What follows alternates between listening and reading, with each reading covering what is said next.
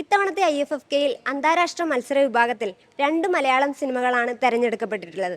അതിൽ ഒന്നാണ് ഗിഡ്കി ഗാവ് എന്ന് പറയുന്ന സിനിമ. ഗിഡ്കി ഗാവിൻ്റെ സംവിധായകൻ സഞ്ജു സുരേന്ദ്രൻ കൈരളി ന്യൂസിനൊപ്പം ചേരുന്നു. അദ്ദേഹത്തോട് കൂടുതൽ കാര്യങ്ങൾ ചോദിക്കാം.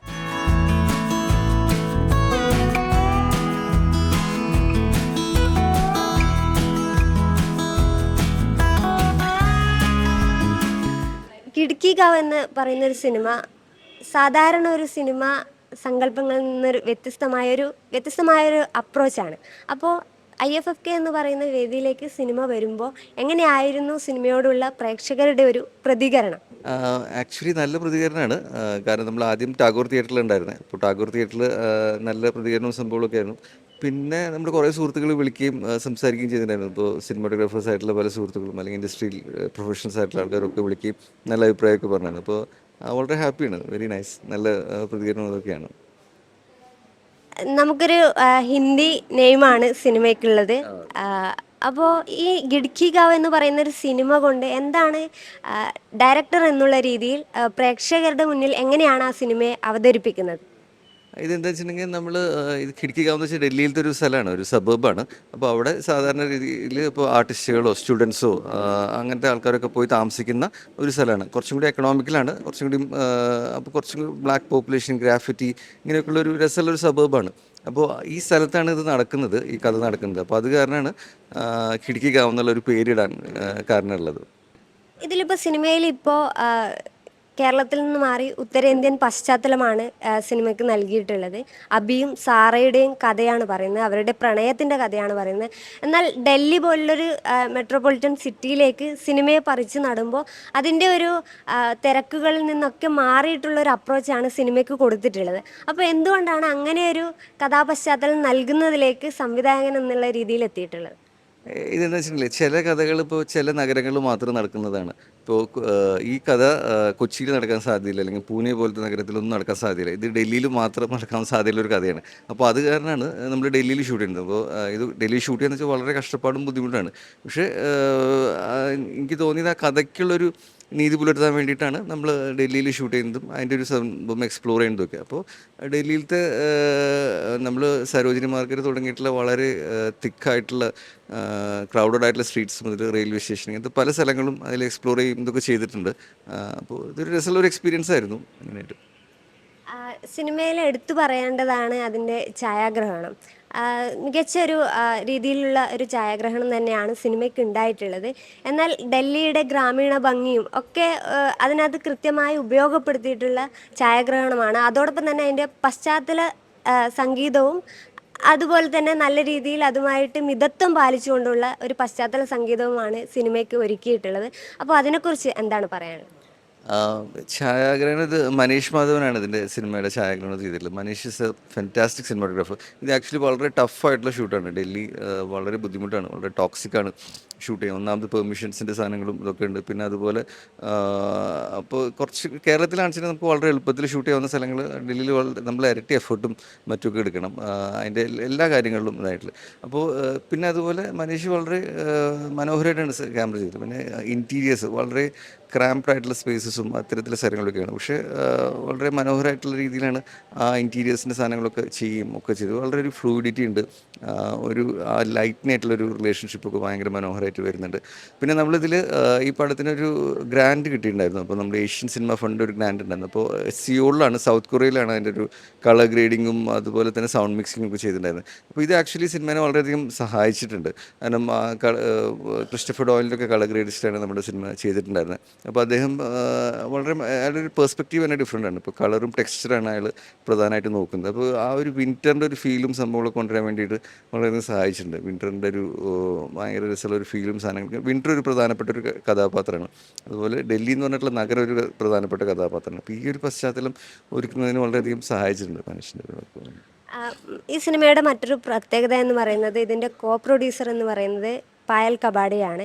എങ്ങനെയാണ് പായൽ കബാഡിയയിലേക്ക്, പ്രത്യേകിച്ചും ഇന്ത്യൻ സിനിമയെ ഇത്രയും ഒരു അഭിമാനത്തിലേക്ക് എത്തിച്ച പായൽ കബാഡിയയിലേക്ക് എങ്ങനെയാണ് എത്തുന്നത്?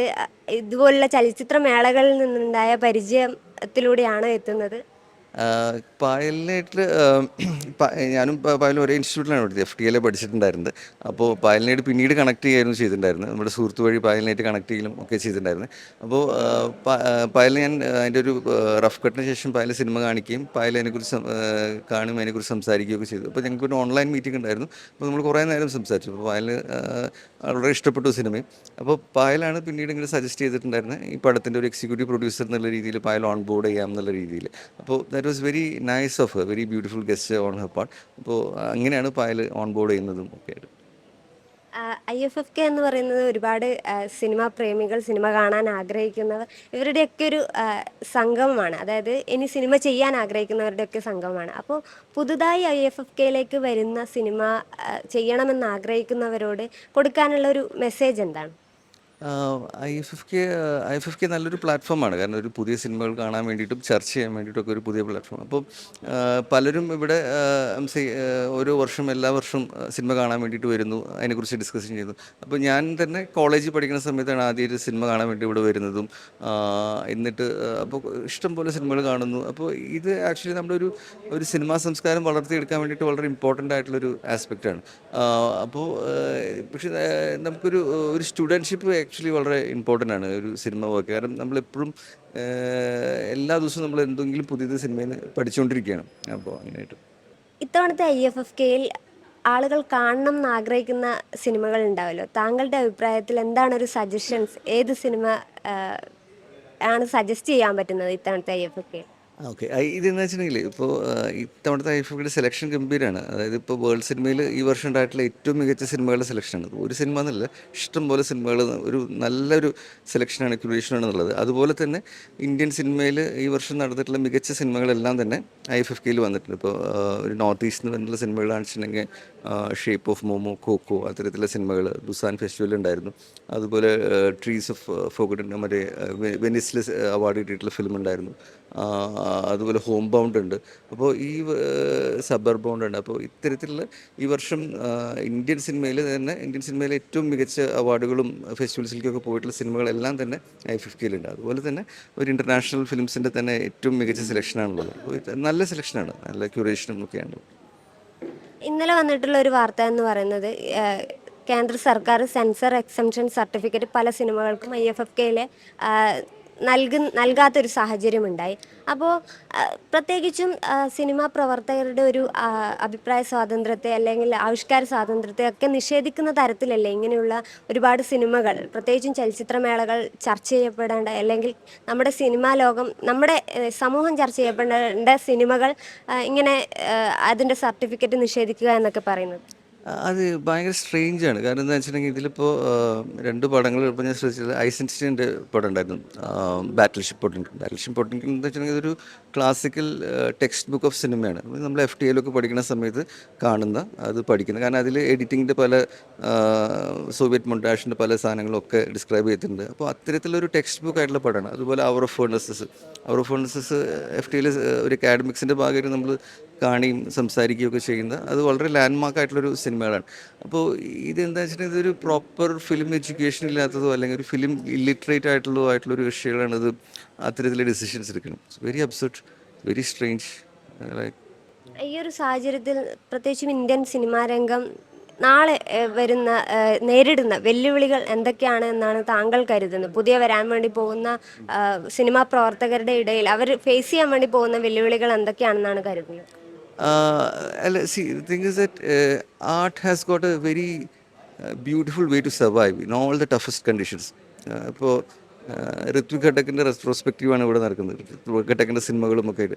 അപ്പോൾ അതിൽ തിത്താശക്തി നദിർനാം എന്ന് പറഞ്ഞിട്ടുള്ള സിനിമ ഉണ്ട്. അപ്പോൾ അത് ഈ ബ്രഹ്മപുത്ര നദീനെ കുറിച്ചിട്ടാണ്, വിച്ച് ഇസ് വെരി വയലൻറ്റ്. അത് എപ്പോഴും ഡിസ്ട്രക്ഷനും സംഭവങ്ങളൊക്കെ നടത്തിക്കൊണ്ടിരിക്കും. പക്ഷേ അതിൻ്റെ അവസാനം ആ സിനിമയുടെ ഇതിലൊരു പറയുന്നത്, even if there is A paddy field on the banks of the river Padma, അതായത് പദ്മ റിവറിൻ്റെ തീരത്തൊരു വരണ്ട ഒരു ഭൂമി ഉണ്ടെങ്കിൽ കൂടിയും അവിടെ ഒരു നെൽപ്പാടം വളരാൻ സാധ്യത ഉണ്ടെന്നുള്ളതാണ്. അപ്പോൾ ഒരു പ്രതീക്ഷയുടെ ഒരു കണിക ഉണ്ട് എന്നുള്ളൊരു സംഭവമാണ്. അപ്പോൾ നമുക്കത് ഈ ഒരു hope is actually a very important thing for new film makers too. ഇപ്പോൾ ഏറ്റവും അഡ്വേഴ്സ് കണ്ടീഷൻസിലും we have to make good cinema, we have to have a discussion on art, culture, so that there is an opening of minds. Okay, ഏതായാലും ഖിഡ്കിഗാവ് നല്ല പ്രേക്ഷക പ്രതികരണം കൊണ്ട് നല്ല രീതിയിൽ IFFKയിൽ നല്ല അഭിപ്രായങ്ങൾ കൊണ്ട് മുന്നോട്ടേക്ക് പോവുകയാണ്. ഇനിയും ഇതുപോലുള്ള അംഗീകാരങ്ങൾ, അന്തർദേശീയ തലത്തിലുള്ള അംഗീകാരങ്ങൾ താങ്കളെയും താങ്കളുടെ സിനിമയും തേടി എത്തട്ടെ എന്ന് ആശംസിക്കുന്നു. Thank you.